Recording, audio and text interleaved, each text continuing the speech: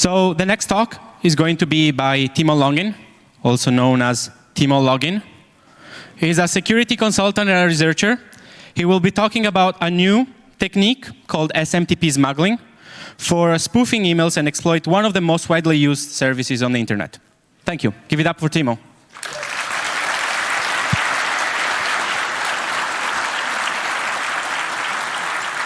Thank you. Thank you for the introduction. So, first of all, a big fat sorry from me personally and from SecConsult for this absolute dumpster fire of a vulnerability disclosure. So, specifically, sorry to Vita and Victor for having to, well, fix postfix, and to all the sysadmins worldwide having to apply these fixes during Christmas holidays. And also, however, big thanks to Vita and Victor for their commitment, and also big thanks to the community for pushing this issue, for releasing tools, and so on. And for, okay.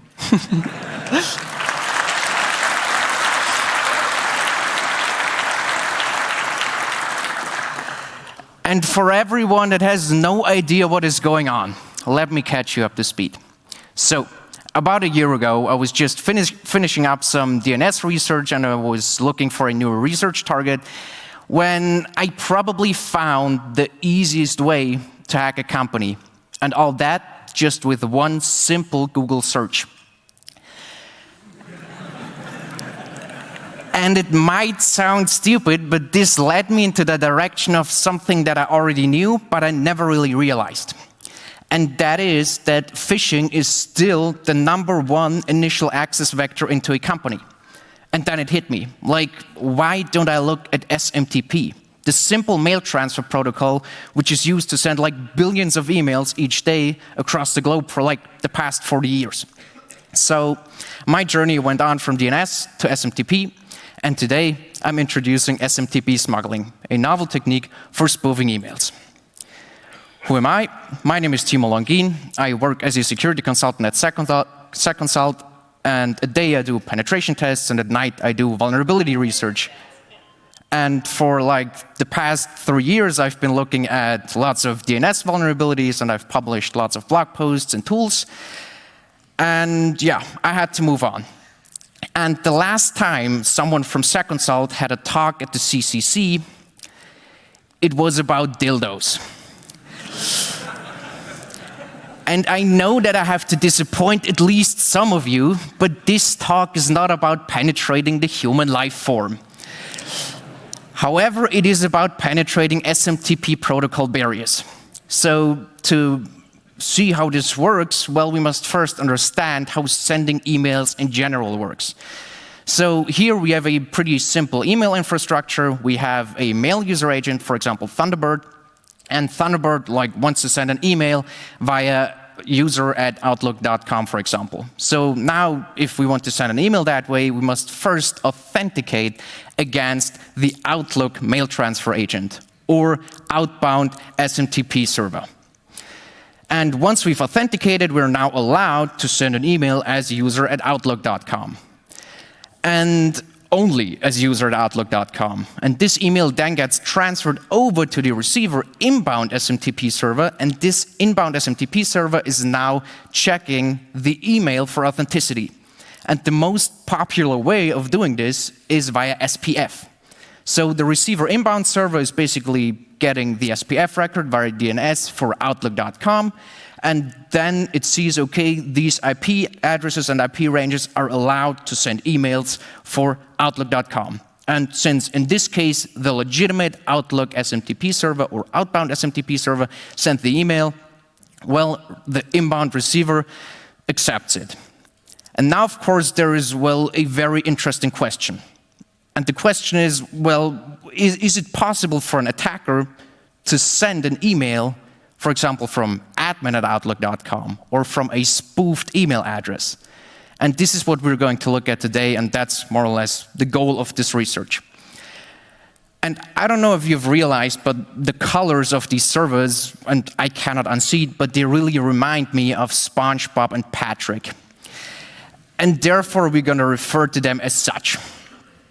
So, the general goal of this research and the premise of this research was like finding a way to spoof emails. And I was like, okay, why not take vulnerabilities from other text-based protocols like HTTP and put them into SMTP? And there was just one HTTP vulnerability that really fit the bill, and that is HTTP request smuggling. And the thing is, we again see we have SpongeBob and Patrick, but in this case in the HTTP world. So what happens here is SpongeBob is getting a request, a post request over the internet. And the interesting thing about this post request is that it has two headers specifying how to handle the post request data. It has a content length header specifying 43 bytes, and it also has a transfer encoding header. And now SpongeBob has to decide, okay, well, how do I handle the post data now? And SpongeBob decides to use the content length. And since the content length is 43 bytes, well, all the red highlighted data is forwarded to Patrick. And Patrick is now like, okay, I have no idea what to do. So am I interpreting the content length or the transfer encoding? But now Patrick is interpreting the transfer encoding. And now we have an interpretation difference. SpongeBob uses the content length, Patrick is using the transfer encoding. And since the transfer encoding specifies chunked and the first chunk is 0, well, the rest of the data that SpongeBob transferred is now interpreted as a second request, which now basically means that SpongeBob sees one request and Patrick sees two requests, and the second request can have or can target an arbitrary path, like for example admin, which in this example is only accessible internally, which is of course a problem. And I was like, okay, why not take these interpretation differences and put them into SMTP? And to understand, or to get close to understanding how this works at least, we must first look at the SMTP protocol itself. So SMTP basically looks like this. We have two main components. We have in red SMTP commands, and we have in blue the message data. And to send a message now, we must first send the SMTP commands. So we must first introduce ourselves, we must specify a sender address, one or more recipient addresses, and then we send a data command to tell the receiving SMTP server to essentially, now receive the message data. And then we send message data, we specify a from address again, we specify a to address, we specify a subject, and then comes the message body. And at some point, when we now want to stop transferring the message data, we must send something that is called an end of data sequence, which is a carriage return line feed dot carriage return line feed. And now I was like, well, maybe we can use that to somehow confuse SMTP server implementations. And the idea was basically that we have SpongeBob again, and we submit an email to SpongeBob. And this email contains something very weird. It is something that looks like an end of data sequence, but it's not an end of data sequence. Because it's not RFC conform, but like someone could mistake it for an end of data sequence. So SpongeBob looks at this and is like, okay, this is not the thing from the RFC, I'm not gonna interpret this as an end of data sequence. So the next, or the message data that follows to this is still like message data until the actual end of data sequence comes. And now SpongeBob sends this over to Patrick. And now Patrick is like, yeah, I don't really care about RFCs.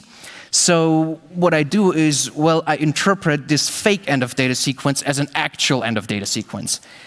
And the problem here is that everything following this end of data sequence is now interpreted as SMTP commands.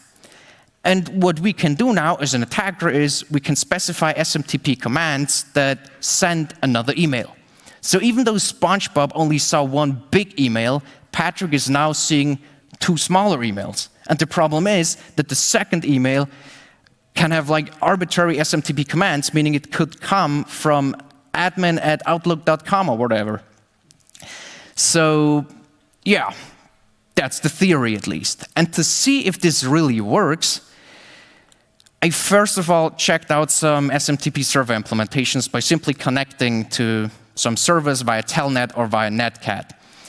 And when I did that and I sent the data command, first of all, it looked like very RFC conform. So basically, when you send the data command, the server asks you to stop this data stream via carriage return line feed dot carriage return line feed.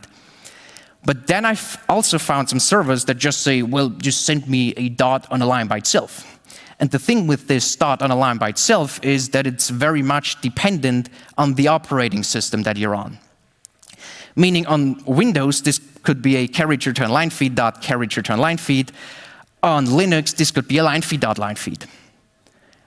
And at that point, I thought I was onto something, so I checked something out. And the first thing I tried is like using these kinds of line feeds, carriage returns, dots, and trying to like stuff them through SpongeBob. So I wrote an SMTP analysis client, which basically sends emails containing fake end of data sequences, for example, line feed dot line feed, and I sent them through various kinds of SMTP software. This includes email services like Gmail, like Outlook, like GMX, but also email software like SendMail, like Postfix, XIM, Microsoft Exchange Server, and so on. And now on the inbound side, on the inbound receiver side, I checked which fake sequences actually go through. So can I send a line feed dot line feed through an outbound server? And in most cases, it doesn't work. Like a line feed dot line feed very often just gets filtered or removed from the initial email. But in some cases, it just goes through without a change. And this was the case for GMX. So basically, I sent an email from GMX to my analysis server, and the line feed dot carriage return line feed sequence did not get filtered whatsoever. So now what I did is I created a proof of concept here, where first of all we send an email, then we have this fake end of data sequence, and then we have SMTP commands and data for a second email. So now if this proof of concept works, we should receive 2 emails on our receiver end. And I sent all of this to Gmail. And Gmail was like, yeah, this is not an end of data sequence. And you can see that because everything after this end of data sequence is still interpreted as message data. But in some cases, it actually works. And this was the first case of successful SMTP smuggling. So from GMX to Fastmail. And we can see that it works because, well, we have 2 emails. We have, first of all, user@gmx.net, and secondly, an email from admin@gmx.net that passes SPF and DMARC checks as well, because it comes from the actual server from GMX.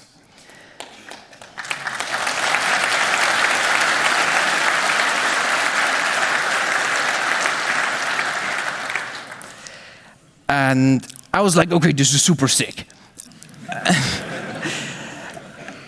But I was thinking, so we have this second email and everything can be in there. Like the sender address can be anything. So why not try other domains that point to the server of GMX?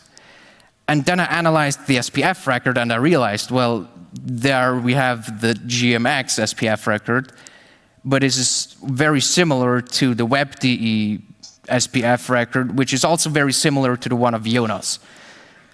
And the thing is that we can now spoof like 1.35 million domains with this.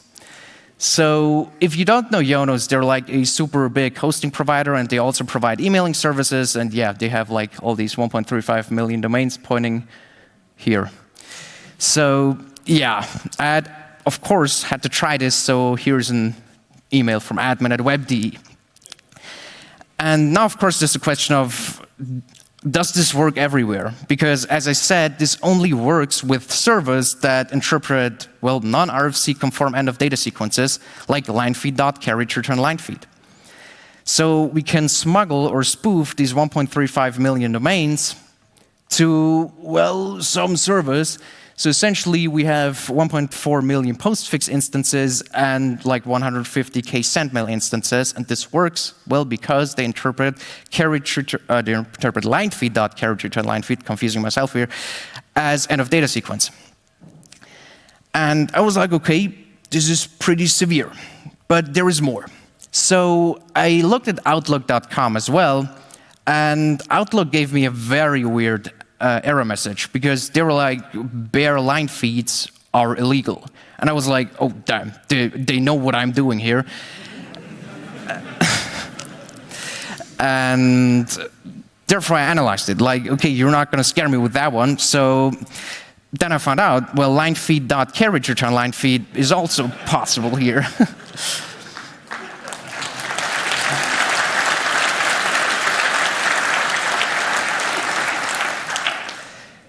Yeah, so let's have some fun. The thing is, however, at that point, I wasn't really sure if I'm going insane or if this actually works. So I needed some kind of sanity check. And therefore, I sent an email from admin@outlook.com to some coworkers. And the idea behind this is, if they react to this, it works. Otherwise, I'm insane.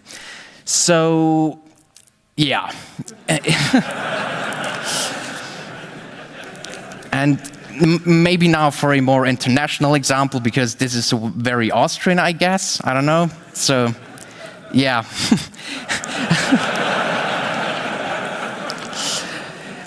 I guess you also understand this if you don't speak German.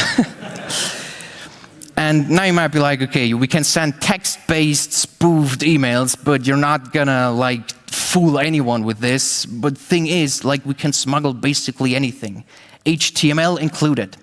So here I send an email, a phishing email, an unusual sign-in activity email from no reply at outlook.com from the actual outlook.com service to myself, and it just went through. Yeah, but again, what's possible with this? And I was wondering, so we can spoof outlook.com, but what else can we do with this? So I looked at the SPF record, and it was, well, weird in terms of weirdly familiar, because this is not only the SPF record of Outlook.com, but also the SPF record of like millions of other domains. Because this is actually like the SPF record from Exchange Online. Because Outlook.com sends its emails, well, across the Exchange Online infrastructure, so yeah, now we can basically spoof them all. So I again had to test this one.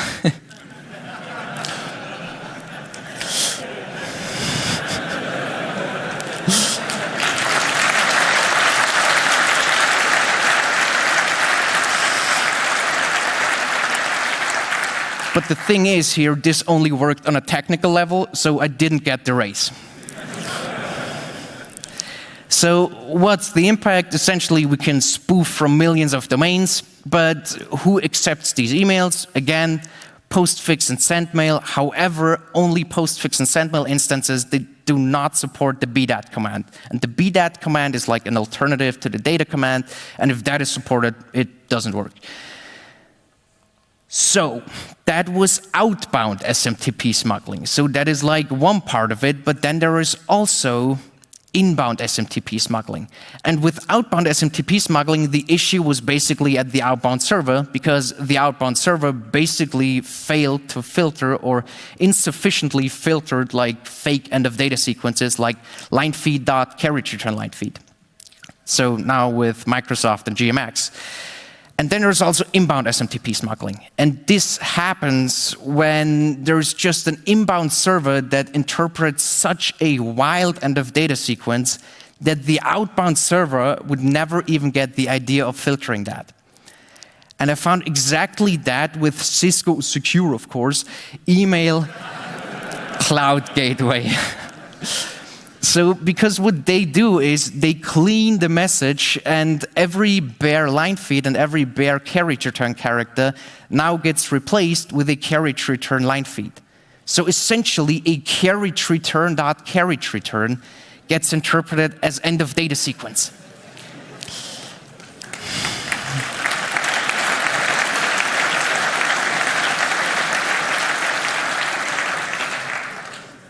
And the issue, of course, is now that this carriage return does not get filtered at all, basically. So there are, of course, some servers that filter this, but we have, again, Exchange Online, iCloud, SendMail, Postfix, and so many others that just let this through. And I guess it kind of makes sense to let this through because I wouldn't get the idea of filtering that either. So I had to test this out again. And unfortunately, technically it worked again, but I did not receive any Apple devices. Not that I wanted that anyways, but yeah. What's the impact here? So essentially, we can spoof from even more domains as before, like we have Exchange Online, we have iCloud, we have all Postfix and SendMail. And we can spoof to companies that can actually afford this stuff. So like pretty big companies here. This also includes like 40K other domains, and that's only the ones that are hosted in the cloud. So they're also on-prem, but I wasn't able to enumerate them. Yeah, and now to the part that's probably interesting to you, or to the most at least. So the responsible disclosure. So essentially, on a purely technical level regarding inbound and outbound servers, who's at fault here? So essentially, we have inbound servers that are never supposed or not supposed to interpret anything else as an end of data sequence than a carriage return line feed dot carriage return line feed, at least by the RFC. And then there are outbound SMTP servers that are not supposed to send carriage returns and line feeds independent of each other. So yeah, basically everyone's at fault. So we sent that to GMX, and they were like super thankful, and they were like, okay, we're gonna fix this right away. 10 days later, they fixed this. They said, okay, can we recheck this? We rechecked this. They actually fixed this. They paid us a small bounty. They even put us in their Bug Bounty Hall of Fame, and all in all, like that was a 10 out of 10 experience.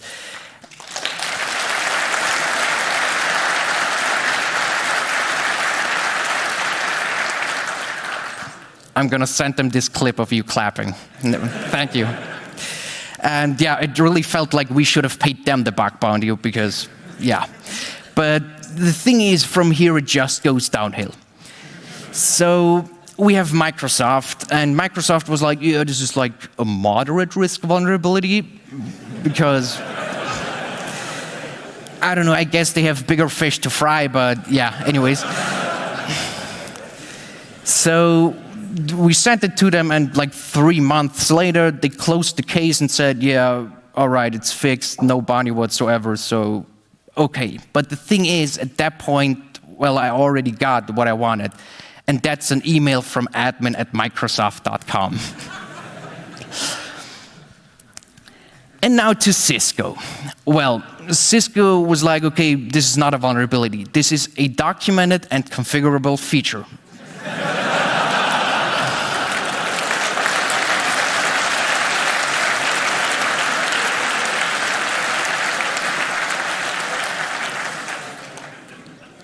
And we were like, okay, that's a weird feature because, like, we can spoof some emails with that. So, yeah, we said, okay, at least, like, tell your customers about this feature that it's maybe not the best default feature, but yeah, anyways. Yeah, they said no. Yeah. So then we were like, okay, we got this whole big SMTP smuggling issue. Cisco doesn't want to fix anything. Microsoft at that point was vulnerable. And we take this case to CERT-CC. And CERT-CC, for all of you that don't know that, is the CERT Coordination Center, and they basically handle all these big vulnerabilities, so that could have a worldwide impact. And we sent this to them, and they actually accepted the case. And now you're like in this Vince portal, which is basically a big glorified chat room with 14 vendors. We have like SendMail, Microsoft, Cisco, Google in there.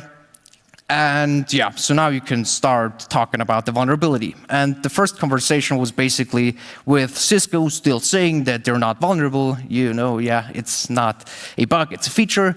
And yeah, essentially they were still like, it's not a vulnerability. And then CERT-CC was like, yeah, this is not a vulnerability for some reason.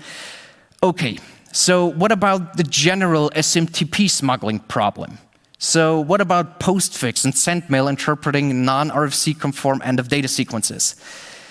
So first of all, sendmail was in this Vince portal to begin with. So from the start, they got all the POCs, all the messages, everything, and they were like, they didn't say anything. And then what about postfix, because they're 10 times larger? Essentially, CERT was like, first of all, I don't know why they didn't add them to the case directly, but they sent them an email or contacted them via email, but forgot to mention SMTP smuggling. So now we're here thinking that they told, we thought that they told postfix, sendmail apparently didn't care.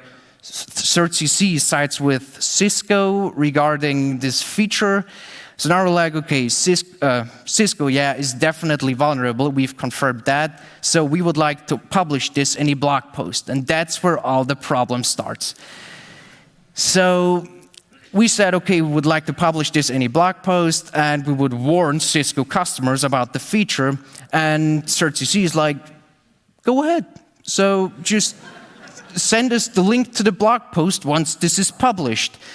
And we were like, yeah, we go ahead with that, and now basically we open Pandora's box. Because now 1.6 million postfix and sendmail instances on the internet are vulnerable, meaning now if there's another case of outbound SMTP smuggling, you can smuggle to postfix and sendmail still. Does that mean SecConsult is not at fault at all? Of course SecConsult is at fault, because we published this blog post thinking that the impact of all of this is way lower than it actually is, based on our great conversation with CERT and Vince in general. And also, if we would have just double-checked that with postfix, this is really not an issue, none of this would have happened, because postfix is very adamant about the fact that this is actually an issue. So yeah. In conclusion, what does this mean? Please fix your postfix service. You can find more information about that on the postfix website. Also, please fix your Cisco service. You can find more information about that on the SecConsult blog post.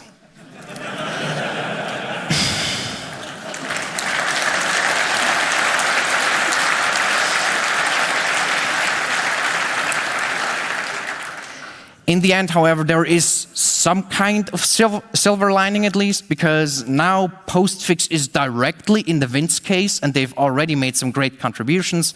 So we're not putting our head in the sand, and we're actively somehow trying to close Pandora's box again. And what does that mean? Essentially, more research on like SMTP smuggling. I mean, I asked CERT before to look at this more, but yeah, this didn't really end well. And more blog posts, more research, first and foremost, more vendors in the Vince case. So we're trying to get everything fixed right now. And again, we're very sorry that this happened in the first place. And finally, something that probably all of you know anyways, do not trust emails blindly, especially not now. Thank you.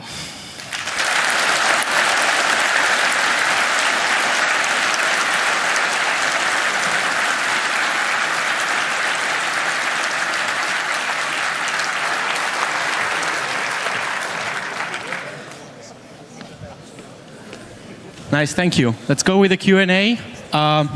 Please, go ahead. Hello, I have one small question. The CERT stuff, was this communicated via email, and could you not have sent the mail at the Cisco CTO? Yeah, I mean, we could have done that and created some kind of love triangle between Bill Gates, Elon Musk, and someone else, I guess, but... Yeah, no, we didn't see this email, unfortunately. Like, we saw it after that, yeah, but then it was kind of too late, unfortunately.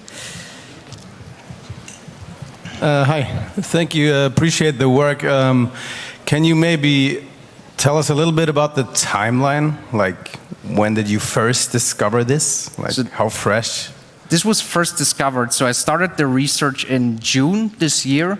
So basically, I had a research project at SecConsult for like 10 days, and I was like, okay, these 10 days, they're not going to be enough, so I started 10 days earlier, and then I found SMTP smuggling on day 6. And yeah, then it just goes on from telling this GMX, Outlook, or Microsoft, and Cisco, because they had these severe cases of SMTP smuggling, meaning outbound and inbound. And then we went ahead and told this to CERT because there seems to be a general issue with SMTP smuggling worldwide. And timeline-wise, I don't have it here right now, but it is in the second Salt blog post.